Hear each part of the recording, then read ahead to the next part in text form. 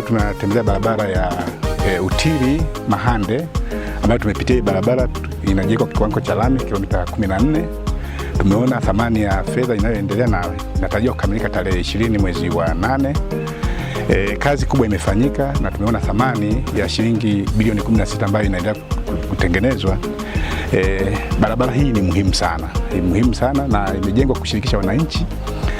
Lengo la hii barabara moja, kwa ajili ya kusafisha mazao na kilimo kikubwa sana cha kilimo cha kahawa pamoja na ndizi. Kwa hiyo ni barabara ambayo itachochea sana uchumi katika eneo hili na wananchi, lakini pamoja na kusafirisha wananchi kwenda kwenye kupata huduma za afya.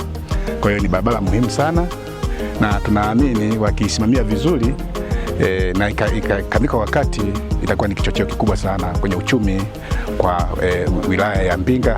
Mradi huu ambao kamati ya ukaguzi imekuja kukagua unatekelezwa chini ya ufadhili wa Jumuiya ya Ulaya kupitia mpango wa AgriConnect. Kwa mradi huu una gharama ya bilioni 16.5 hela ya mkandarasi, lakini pia una consultant ambaye anaitwa Interconsult anasimamia kwa milioni kama 800 hivi kwa miradi yote mitatu ambayo nimeitaja kwa awamu ya 3.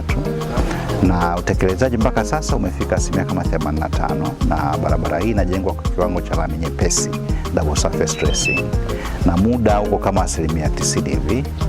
Mkataba ulianza mwezi Novemba mwaka 2024 na unakamilika tarehe 20 mwezi wa 8, mwezi mmoja na kidogo kutoka sasa. Na kwa kazi iliyobaki atakamilisha kazi kwa wakati, kwa sababu kazi iliyobaki sasa hizi ni kuweka ile tabaka la lami nyepesi ambayo ameshaanza kama kilomita 3 za mwanzo, kwa bado kama kilomita 10 na kidogo, lakini pia kujenga mitaro ya kupokea maji. Lakini ujenzi wa madaraja 5 ambayo yamejengwa kwa mawe umeshakamilika kwa asilimia 100, lakini pia kulikuwa na ujenzi wa culvert, ni pipe culvert line 42, nalo pia ameshakamilisha. Lakini kuna kazi ya kuchimba catch water drain kule juu kwenye milima kwa ajili ya kupokea maji yanayotoka milimani ili asije kwenye barabara, nayo imekamilika. Lakini kuna kazi chache za protection, kukinga maeneo yale ambayo ni hatarishi yenye mmomonyoko na kadhalika, na wanaendelea nayo. Kwa mradi utakamilika kwa wakati. Dhumuni kuu la mradi wa AgriConnect ulikuwa ni kurahisisha usafirishaji wa mazao yale yanayoharibika kwa haraka toka mashambani kwenda kwenye maeneo ambako yatakuwa processed.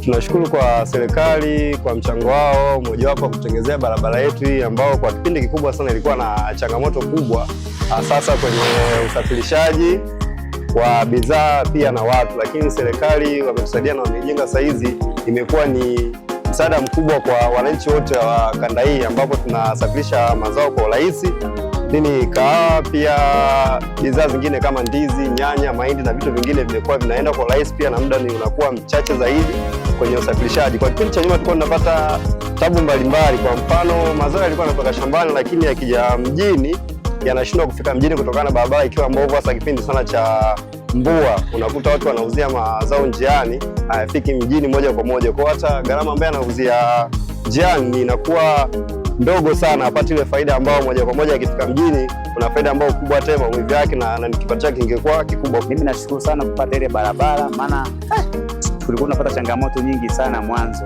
Barabara ilikuwa chafu sana, ilikuwa haipitiki, mazao yetu yalikuwa hayafiki mjini kwa kweli. Ile ninachoshukuru zaidi sasa hivi barabara iko vizuri, mazao yanapitika vizuri kabisa bila wasiwasi yote.